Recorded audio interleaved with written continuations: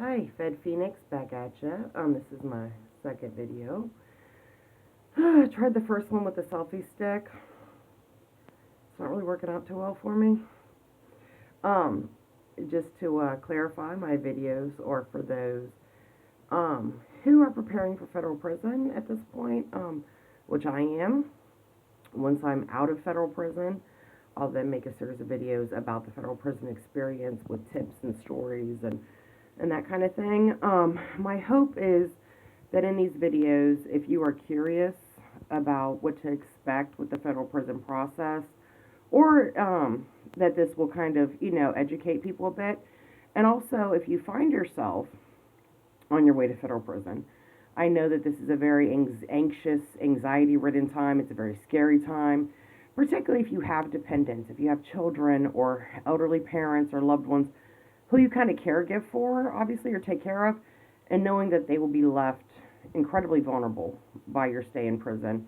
And so you're not only preparing for your prison sentence, but you're preparing for your loved ones to ride things out the best they can during that time. So I know that having any type of information about what to expect or things that may make things a little easier is a huge asset, and it definitely is very empowering and will provide you a little bit of peace. So whether you yourself are preparing for federal prison and you're watching these videos for information and support, or whether you're a person who's just curious about the journeys people go through in their preparation for federal prison, welcome to my page, Fed Phoenix. And please feel free to like and subscribe. Hit the notification bell if you want to see new videos as they are posted. I'll be posting until myself surrender. In prison, you don't get YouTube or internet for that matter. So there will be a gap of a few years between these next few months when I'm posting videos and then while I'm doing my time in prison. So, let's do this journey together, shall we? So I made my first video preparing for federal prison, and I keep looking this way because I'm actually looking at my notes that I stuck up on a windowsill, because that's how much of a high tech, kind of chick I am. But can you call yourself a chick at 40? I don't really know. Lady, high tech lady. I don't know. Anyhow, and I got through the monetary and the social aspect of preparation in the first video. So let's try to hit the rest, if not the majority of the rest of the other aspects of preparing for federal prison. I'm trying to keep these videos under 20 minutes. That way, they aren't, like watching paint dry, and you can kind of watch them in segments. Because I know everyone, myself included, are probably relatively busy folks.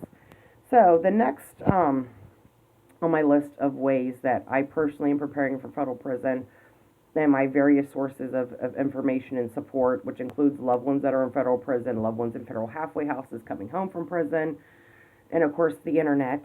But the next way in which, aspect of your preparation needs to be your health. If you're a person that has a difficult time, getting around, and there are things you can do to help that, be it lose a few pounds.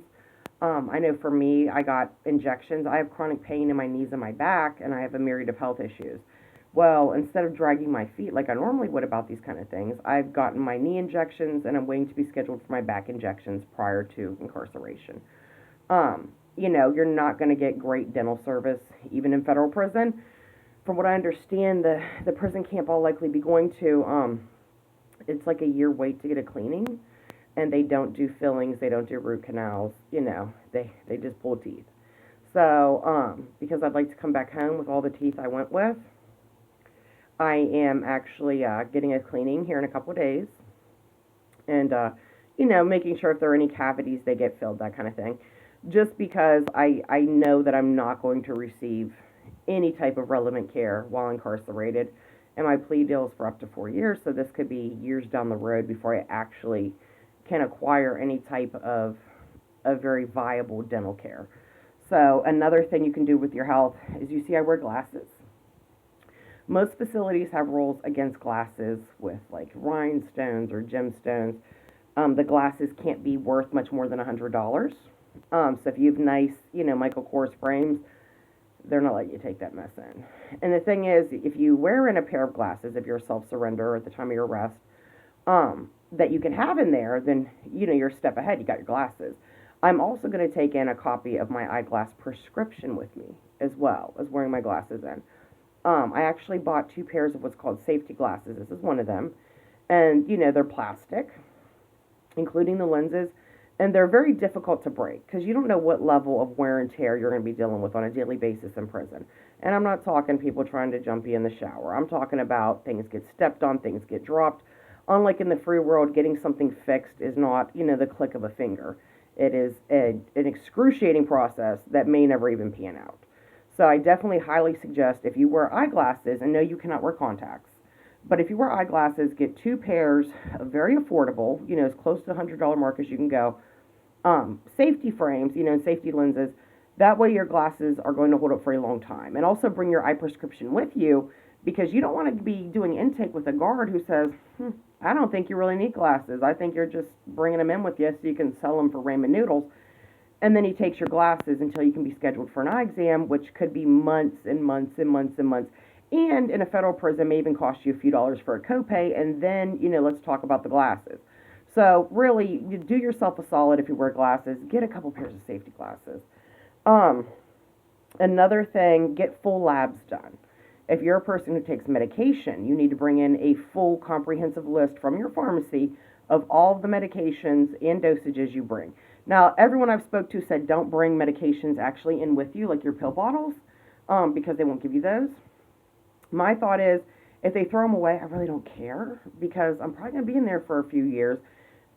And what am I going to do when I come home with scripts that are 3 years old when I could just go get new ones? But, the benefit to this is, one, it's not just a list that you, in theory, could have photoshopped, but you have physical proof these are your prescriptions. But also, if you take meds, like I take Armour Thyroid, which is an NDT, most people with hypothyroid and Hashimoto's take levothyroxine or Synthroid, which are synthetic T4s. It's a whole other class of medication. So it's unlikely that they'll even provide the type of medication I take, that I'll have to switch to a different medication, a cheaper medication, a medication that my body cannot absorb and will make my immune system go crazy. But, perhaps, maybe, fingers crossed, at least initially, I can actually take my normal meds for a period of time, and that would probably do me a lot of favors. Another thing, I kind of debated, I'm a cigarette smoker, and I kind of thought, I should quit smoking before I go in, so I'm not going through like nicotine withdrawals fresh in prison. But when my house, when the incident that has led to these charges initially occurred, it was almost 2 years ago, and I spent 10 days in the regional jail. And mind you, I have no priors. And during that time, I didn't even really think about smoking. I mean, I was so godsmacked. And, I was in such psychological turmoil and a panic mode that it never even crossed my mind that I didn't have a cigarette until I made bond. And then, of course, I'm like, give me all the cigarettes in the world, But, and I have a funny feeling prison is going to be the same for me. That, it may be a fleeting thought occasionally, like, oh man, a cigarette would be great. But, in the big scope of everything else that's going to be going on, it's not going to matter. And when I come home, I'll be a non-smoker, which is a huge woohoo, to gain out of this. So, but a lot of people, if you're someone and you know yourself well enough to know that you're going to have a lot of difficulty quitting smoking, or if you chewing tobacco or anything like that, or maybe you're an alcoholic. If you're an alcoholic, I wouldn't imagine you would actually be on pre-sentence release with the feds, that they would just detain you. But if somehow you've managed to do that, I strongly suggest trying to kick the alcohol before you go in. If you're a person who takes controlled like opioid pain medicine, it's prescribed to you, you need to start trying to wean off that ASAP, because they're not going to give that to you in federal prison. You're going to be told, buy some ibuprofen off commissary and good luck. No one cares. So you need to do everything you can in the time you have now, whether you just got a target letter, you just got indicted, or maybe you just feel like, holy crap, I made some bad decisions, or I've been in some weird situations. I'm a little worried I'm going to go to federal prison at some point. Do what you can now regarding your health to make that journey easier for yourself, and your mental health. If you're a person with anxiety or depression, you need to learn, teach yourself, aggressively pursue coping methods and self-help methods, cognitive behavioral therapy, which is where you kind of think about what you're thinking or feeling and kind of analyze it from an outside perspective, and then act accordingly. But you need to equip yourself with all these tools. If you have anxiety, I strongly recommend the grounding method. It's non-pharmaceutical. You can do it for yourself, because when you get to prison, the fact that you have physical or mental ailments will likely be seen as a disciplinary issue. And if you're like me and you're expecting to go to a camp, which is, the lowest security level, you don't want to get, or low, you don't want to get, more disciplinary infractions than you have to. One, these can really make you stay in longer. They can lead to more charges. They can make your life a lot more difficult in the day-to-day. They'll draw attention, not the kind you want. Really don't want any attention, good or bad, in prison. And they can also add to your time, and they could end up causing you to be bumped up to a higher security facility. So moved with the feds, you can be anywhere in the country. So maybe moved across the country away from your loved ones, so now you can't get visits because you didn't know how to control your anxiety. And so you were deemed a behavioral issue. So you have to really grab the reins and take control to the best of your ability, because quite frankly, COs are notoriously not, lack empathy. And I kind of get it. I mean, you can imagine the level of manipulation and just crazy emotional highs and lows, and manipulation they're probably subject to. And at a certain point, you just probably just cut off that human part of you while you're at work. Not that I agree with the fact of people being unempathetic, but I do understand that in some circumstances, in some professions, you have to kind of turn it off. If you're a nurse on a pediatric ward, you got to be able to turn off the part of you that just wants to cry when you see a hurt child having to be held down to get stitches. Oh, you want to, I've had to hold my own kids down when they got stitches. And let me tell you, tears rolling down my face. It was emotionally just a nightmare. But you have to learn to turn that off if that is your profession. Maybe you go home and cry. Maybe you go in the break room and have your little breakdown. But, in the moment, you have to just put on your game face and do what you got to do. And you're going to have to learn to do this. I'm going to have to learn to do this through chronic pain. I'm going to have to learn to do this through hypoglycemic episodes where I'm freaking out in my head because I'm thinking, holy crap, if I don't get my sugar up real quick, I might have a seizure. I might die. I'm going to have to keep a couple of candies tucked away in my pocket, and when my vision gets blurry and I feel the low sugar coming on and I'm getting shaky and sweaty, and I have to just eat my candies and act like everything is fine. So health-wise, these are the things you need to do in preparation for your federal prison stay. The next thing that I put as an element or an aspect of your preparation for federal prison needs to be your spiritual preparation. Now, if you're a person who has zero religious conviction, which there's nothing wrong with that. That's your prerogative. Or if you're a person who maybe you kind of believe in karma and vibes and that kind of thing, but you don't really have an identifiable religion. Whatever it is that you feel is greater than yourself in the universe, or if you don't even feel that, this obviously wouldn't even apply to you, and that's not my business. And I'm not judging. I mean, seriously, I'm 40 years old on my way to federal prison. The last thing I'm about to be doing is judging anybody. So, but for me, I'm part of an organized religion, which I'm not going to specify. And a lot of my religion is about showing people mercy and, and being rewarded with mercy in return, from the non-physical world. A lot of my religion is about acceptance and tolerance and living side by side with people who are different from you, in a peaceable manner, So, for me, part of my spiritual preparation, look, I just glanced over. Most federal facilities, if not all, will allow you, when you self-surrender, to bring with you a religious book, your religious book. This could be the Bible, the Quran, the Torah. If you're Wiccan, whatever book you have. If you're Buddhist, what's it called? The Bhagavad Gita? Can't remember the holy book for Buddhists. But anyway, or Hindu, you can bring your holy book with you. What I strongly advise, they're real funny about no highlighter, no marker, nothing frilly on incoming, outgoing literary materials. So definitely go on Amazon and find the cheapest version of your holy book and bring it with you. That way you're not kind of scratching around, drawing attention to yourself, trying to get one from the facility, which may not even have one to give you to begin with. Another thing, and I keep looking at the list, promise there's nothing more interesting on my life right on this video. Another thing is find out the facility resources for your religious group. It's good to know this ahead of time because you don't want to be someone who's going into prison and again drawing unnecessary attention to yourself, going, oh, I'm Jewish, what's the deal with kosher trays? Is this kosher? Is that kosher?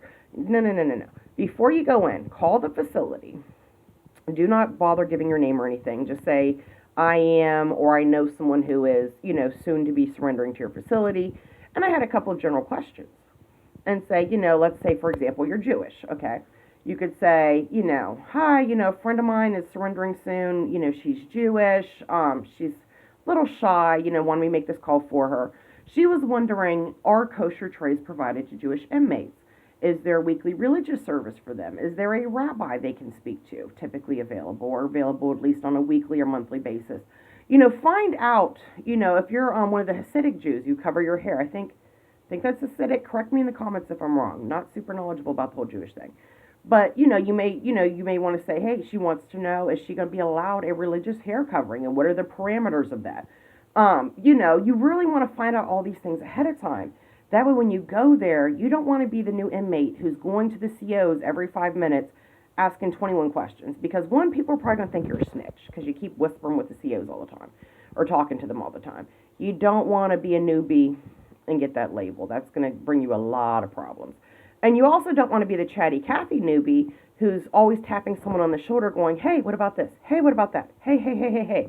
You really want to kind of gray man. If you're not familiar with that, please Google it. It's really, really a solid strategy. But you really want to kind of just go in, not draw any attention yourself. You don't have to. Mind your business. Don't get caught up in all the drama and the chaos in the facility. And just keep in mind that you're getting out when you're getting out. And just focus on that. You want to, as far as your spiritual preparation, you really want to expect to be, because you will be, in a high stress, volatile, very depressing, anxiety-ridden environment, 24/7, nonstop, no silence, no sleeping in complete dark. All that is over in your world for the period of time you're incarcerated. And you really need to come to terms with that ahead of time if possible. But, find out what resources are available for your religious group in that facility before you go. Bring your religious literature. Another thing you can do is, let's say you're Jewish, since we're rolling with that example. I would assume that in various communities, the Jewish people have Jewish community centers. There are probably some Jewish charities, for specific things. Definitely start to familiarize yourself now with any services or charitable causes or organizations that your religious affiliation may make you privy to that can be of assistance during your incarceration, perhaps even before, I don't know your circumstances, and certainly when you come home. If you are part of an organized religion, and maybe you just haven't been very religious lately, I mean, that's another thing I could write a whole thing about. But definitely now is the time to reconnect to your religious community if you have one. Because as much support as you can get in this journey, and yes, it's difficult and it's embarrassing and it's humiliating to say to people, especially people you aren't super close to, hey, I made some bad decisions, some bad judgment calls, and now I'm going to federal prison. And I will lose my home and my children and everything I materialistically own. My freedom, probably my dignity, and probably a little more my sanity. I made some bad choices, and now I'm going to be in a really difficult circumstance for months or years with no end in sight. And then when the end does come, I'll be re-entering society with all the deficits that I incurred before I went in. All the things I lost will still be lost, with absolutely nothing, and with probably much less of a support system from friends and family because life goes on the outside. You're going to be on a real disadvantage. Oh, and you're a convicted felon. And so this means, a lot of places don't want to hire you. Most landlords don't want to rent to you, especially knowing you just came out of prison. I mean, unless you're looking at slumlords, it's going to be few and far between that you're going to find a decent landlord. If you're a person who had housing assistance prior to their incarceration, that's pretty much out the window, at least for a period of years under most circumstances. So if you're a person on a fixed income, let's say with housing assistance, one, you got to get that income back once you come out. That can take, months. Additionally, you can no longer utilize the resource of housing assistance. In most states, you can get food stamps, I believe, and medical insurance. But, your world is going to get a lot more difficult. People are going to look at you differently. People are going to treat you differently. And I think the treating different is the real problem, not so much the looking, because who cares about opinions if they don't actually impact your life. But so spiritually, and psychologically, you really need to prepare for these things and wrap your head around them. And I think one of the, and with spiritually, hand in hand goes mentally. I strongly advise, if you have no priors and this has really been a situation that has just kicked your feet out from under you, get into some therapy. Get into some therapy now. Do it now. And get as much of it as you can before you go in, because you're going to want all the clarity and insight on your own psyche and as much support as you can get in processing all this as you can. Because once you get inside, no one's going to give a rat's butt about, oh, how are you feeling today? Oh, let me, be supportive. You can't expect any of that. So get it while it's still available. Utilize what's at an arm's reach. With the mental thing too, you need to learn how to, I don't sleep through noise well with mental preparation. I'm used to my home being very dark and very quiet at night, and I'm a very light sleeper. But now I've been sleeping with a fan on. In the ceiling fan downstairs that does like this weird helicopter noise, like tick, tick, tick, tick, tick. Even though the blades aren't going fast. I don't know what's up with that, but it is what it is. And I've been letting myself go to sleep with the TV on, and then wake up in the middle of the night, of course, and turning it off. But previously, I couldn't even sleep with the TV. I couldn't go to sleep with the TV on.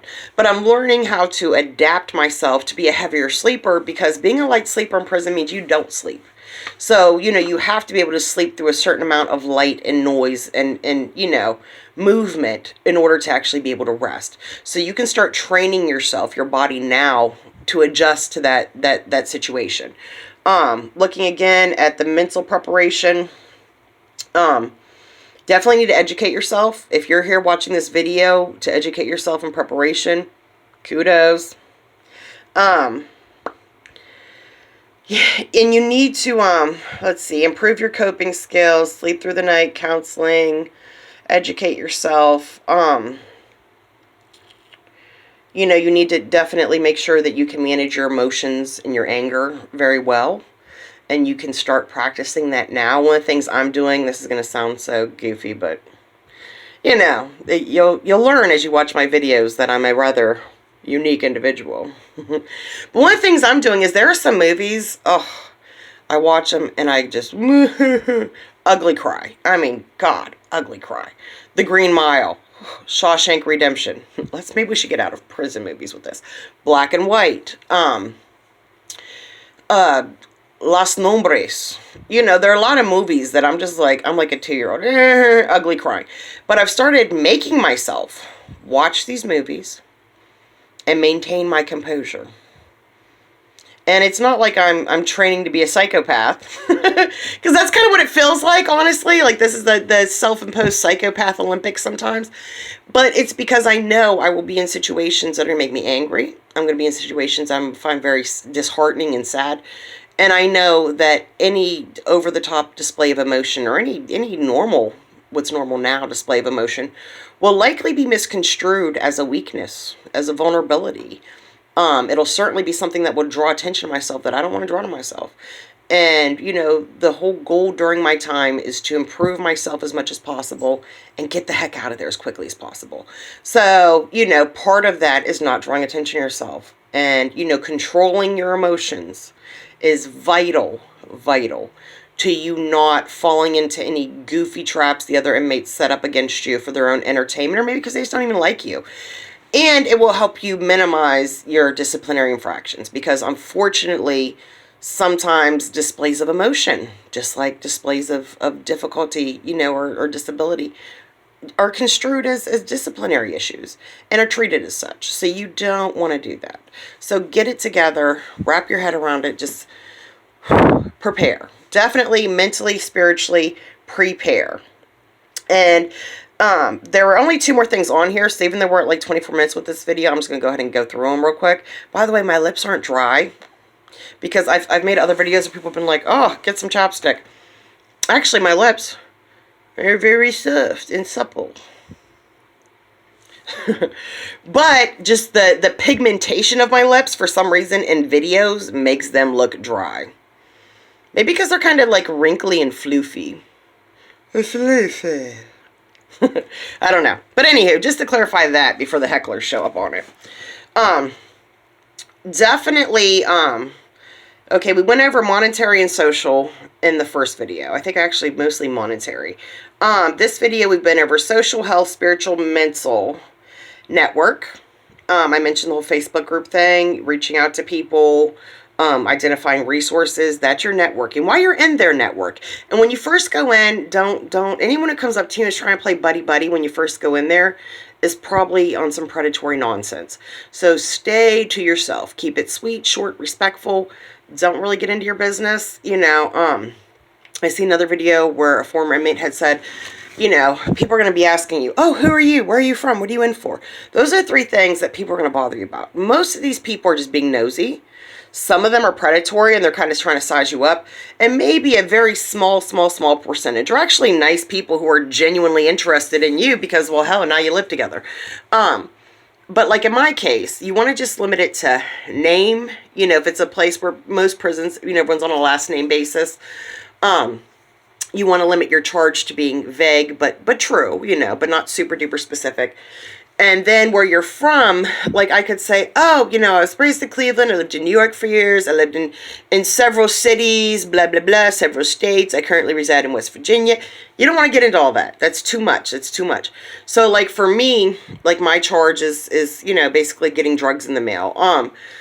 So I would say something along the lines of, when people say, oh, who are you? Where are you from? What'd you do? Do. You know, you say, oh, you know, I'm new, obviously. But, you know, I'm new. You know, my name's Thompson. I'm in here on a drug case, and I'm from West Virginia. Am I from West Virginia? No. Do I live in West Virginia? Yes. Is my paperwork going to show that my home is in West Virginia? Absolutely. So there's no need for all that extra information. So just boom, to the point, you know. Thompson, you know, drug charge, West Virginia. You know, that's it. Keep it simple. But this networking that you're going to do on the inside is once you've been in there for a few months and you've had time to really observe, see who is who, what's what, and maybe you'll find your people, you know, a few decent, like-minded people that you can kind of socialize and interact with a little more comfortably than the rest of the population.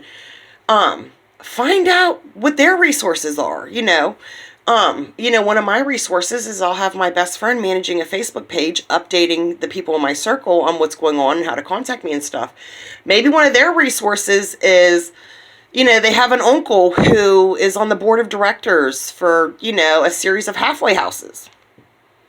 You know, ask them questions about that. And then, you know, if they're still in there before you get released, or if they get released before you, before they're released, and you've built a rapport and a relationship with them, you know, say, hey, listen, Jones, you know, I know this is going to sound kind of tacky and probably come off a little weird, but I remember you mentioning your uncle was like the director of these halfway houses. And when you mentioned his region include the halfway house I'm going to, is there any way I can like have some contact information for you when you get out?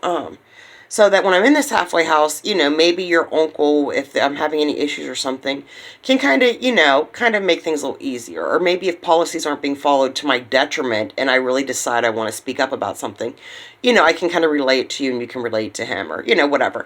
Or maybe someone's mother, you know, manages a chain, a local fast food chain near where you're going to be getting released to, whether you release or halfway house.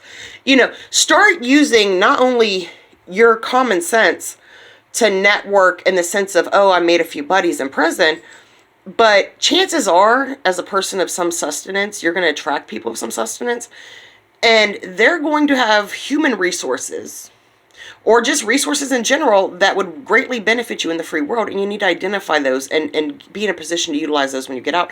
Even if they just say, hey, I know a loan program for felons when they come home to get money, to get a car and get an apartment while they're getting on their feet. I know a bank that, you know, is very comfortable dealing with felons. I know whatever the resources are that exist in this environment. Once you've identified the people you are comfortable with or more comfortable with, and, you know, try to share whatever resources that could be beneficial to them with them also, you know, reciprocity. But also be sure to pick up on any resources that may be beneficial to you in the process. So we're at the like half-hour mark. The first video, I think I cut it off at like 15 minutes. But, and then of course the X factor in preparing for federal prison is you. So I'll try to make this really quick. You know yourself, you know your needs, you know your expectations, you know your personal issues. If one of your issues is substance abuse, you need to be ready to be tempted with that and during some of the darkest, lowest times of your life and overcome it. You know, one of my X factor personal preparations for federal prison has been, I had a really gaudy tattoo for my late teens on my chest that said a phrase that's rather derogatory. It's not racist or sexist or anything like that. It's just very vulgar. And so I got a cover-up tattoo. You know, if you have any tattoos that are vulgar, profanity, just really, you know, controversial terms, especially anything like racist, definitely get those covered before you go in.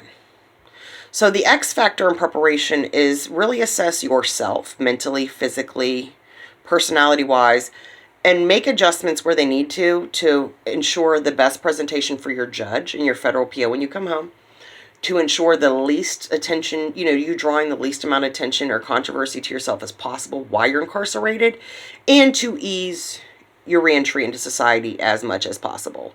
So those are my tips on preparing for federal prison. This is part 2 of a 2-part series. Please give me some feedback. I know the video quality is probably horrible. I'm probably doing so many things wrong on a technical level. But, you know, I'm doing the best I can with what I got, and I definitely think there's going to be a huge learning curve. So, anywho, feel free to like and subscribe. Hit the little bell thingy if you want notifications whenever I post new videos. And thank you so much for your time, and I really hope that my videos have added to your life at least some insight or information or support if you're in this. And if you're in this journey with me, we're not in it alone. We're going to be okay. We're going to be okay because we have to. So, and you need to tell yourself that. I tell myself that sometimes, many times a day. I'm going to be okay because I have no choice. So, until next time, God bless, good day, and I'll talk to y'all later.